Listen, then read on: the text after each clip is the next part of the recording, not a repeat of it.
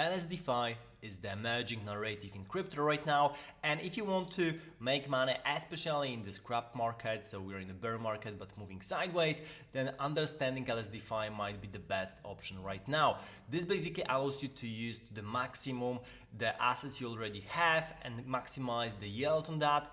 So we're going to jump right into that.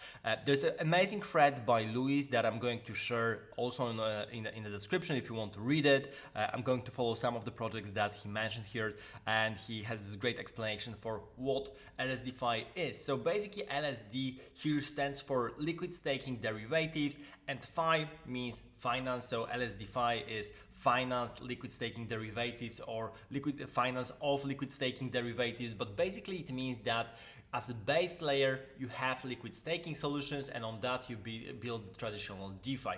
So in traditional DeFi so far you have, for example, something like Uniswap or Aave, and for example with Aave you can deposit your ETH in order to take to borrow against it, for example USDT. In LSDFi you actually deposit stETH, or you use stETH to, for example, swap or get yield on some additional assets. So the difference between LSDFi and standard DeFi is basically the basic layer being either stETH or rETH, so coming from Lido or coming from Rocket Pool, this liquid staked ETH version. They are the one being used here, and that means also that first of all, this changes really a lot because you have additional yield on all of those assets. Those liquid staking assets basically compound every minute, adding additional tokens. So from the perspective of those protocols, those protocols have to be built differently to basically accustom that yield. And of course they can give you much better options because, for example, they can give you this kind of yield directly, they can compound that yield in many different ways, they can leverage that. So there are additional options for people building LSDFi protocols than you had in standard DeFi. And this is what those kind of LSDFi protocols are playing into here, and what I'm going to cover here is a couple of top protocols that you can look for. Of course, this is not the entire list. You can find many more on DeFi Llama. If you go to DeFi Llama, basically you can go to liquid staking and see how many are currently being created. The top 4 here that you can see, so for example Lido, Coinbase Wrapped, Rocket Pool and Frax Ether, those 4 are the standard liquid staking. So those means those are the tokens that if you exchange for them, then basically you get the version of ETH that will accrue additional yield from a proof of stake mechanism. So those are the first 4. The other ones being basically different solutions and LSDFi options for how you can use your liquid staking protocols in other assets. And that's really cool. You can definitely go through the list here, see what other people are doing. This is actually getting bigger and bigger, and also it is basically happening on every chain right now. So getting back to the main thing here, we're going to go with the review of the first protocol, and that is Lybra. Lybra Finance is the simplest to understand because basically it's trying to bring you a stable coin that brings you the yield directly. So similarly to like stETH accruing yield, Lybra here, LSD, basically EUSD coin, gives you also the yield of around 9% as well. The way it works is pretty simple. You have to deposit ETH or stETH as a collateral and you'll be able to mint EUSD. So those are basically behaving like dollars. They're not entirely dollars, but they are behaving like dollars, having stable value, and you'll be able to receive interest. Here's the APY is around 7%, but it basically varies from day to day, so you never know. It's a little bit higher than the standard stETH. Standard stETH right now is around 5%, 6%. So you're getting a little bit higher interest, but of course, on top of that, if you deposit stETH, it's still getting accruing the value. So you are accruing value on stETH, and of course you're accruing value on EUSD that you have minted. Of course, you have to be careful here because it's a little bit dependent on the value of stETH itself or the ETH. If there's a sudden drop in price, you can get liquidated because in the end you're losing leverage to mint Lybra. This is how the collateral here works. So this is the protocol number one, really cool one.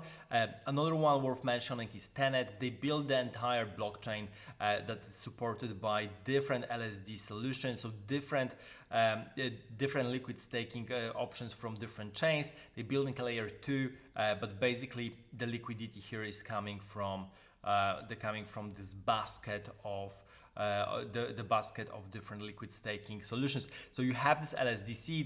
The LSDC is the liquid staking dollar coin, and they have a separate website for that, basically showing you the basket of what's inside the Tenet protocol and how LSDC is backed by. So as you can see here, you have stETH, you have rETH, but also you have various liquid staking options on Solana, on Polygon. You have the Coinbase ETH. So you have a bunch of options here for LSD for securing this token LSDC, which is the main token on Tenet that is being created right now. So the mainnet beta is, I think, live. You can start using it. This is as a diversified POS. They're trying to build something which is also layer 0, easily to connect with a bunch of blockchains and standing on top of them. So they have this idea for the blockchain being especially liquid staking first and maximizing this liquid staking rewards. Really cool idea. Another one on the list that I wanted to mention is Parallax. This might be a little bit more complicated because they try to give you the maximum yield, especially on Arbitrum, and they give you a bunch of strategies. So the strategies are sometimes really complicated, going across the different protocols and using that in the optimal way. But basically, if you launch the app, you will see that it's very easy to use because you just have to deposit funds. In the end, it's just depositing funds from your perspective. But if you want to understand that, there's really a lot of reading to go through how the particular strategies are working. But the idea here that is you maximize the yield on your liquid staking solutions. Everything is happening on Arbitrum. A funny thing is Asymetrix protocol. So this is kind of adding a little bit of randomness to the staking one. So basically you're taking care of stETH, and instead of putting it you put it basically in Asymetrix protocol, but now instead of getting this 4 or 5% yield, you're actually getting a random yield based on other participants, and there's additional price coming from the Asymetrix protocol itself. So the reward is randomly distributed between protocol users. So basically you're pulling together all your funds, and then every couple of days, or like every week or every 2 weeks, there's this draw, and people are randomly distributed those kind of rewards. So generating yield based on participants.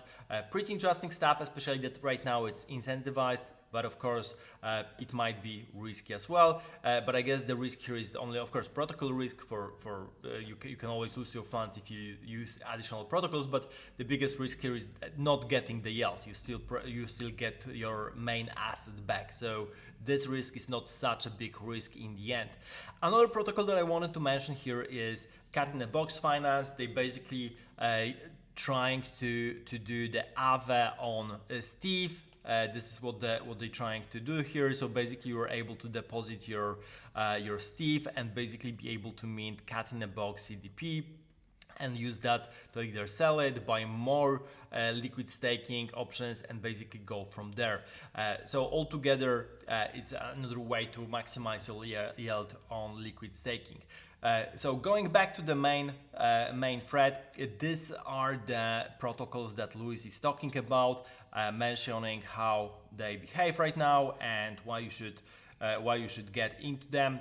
Really great stuff. I'm going to leave you the thread down below in the description. Myself, I really like the LSDFi solutions because if you have idle assets, and probably most of you have most of the time, because you shouldn't be playing with all your money, then it's smart to actually put that money to play. Of course, still, there's additional risk every time you put additional protocol. On top of that, there are many hacks going on, so you want to avoid that. So still, don't put everything in those, but having a sustainable yield over time is great, especially in a crap market, because you'll be getting you'll be getting additional yield on your assets and maximizing the ETH you're holding. So whenever bull market comes, you'll be ready to get going. And on top of that, I think if you're playing this game of narratives, what's really interesting is that all kind of those LSDFi will have their own tokens, and those tokens, especially in the beginning, will be easy to get just for staking, and you will get a lot of those rewards in the beginning. So for example, just like with Asymetrix, you're getting their own tokens in the beginning just for staking, and the thing is that the price of those tokens might go up as well, so you're getting some additional tokens on top of your yield on stETH in order to secure those protocols. So I think this is a really great incentive, and this might be similar to the whole DeFi Summer 2020, when basically people were putting money in different farms, yield farms, and getting a lot of rewards on top of that, and those tokens were also bringing a lot of profits. So this is the idea here, and this is the hope for that happening. We're going to see how it plays out. Of course, nothing is guaranteed, crypto is risky, so trade securely and safely. And finally, don't forget to subscribe to my channel. I'm going to cover more LSDFi solutions in the future, as well as new coins, new NFT collections, and everything interesting that's happening in crypto. Subscribe, see you in the next video.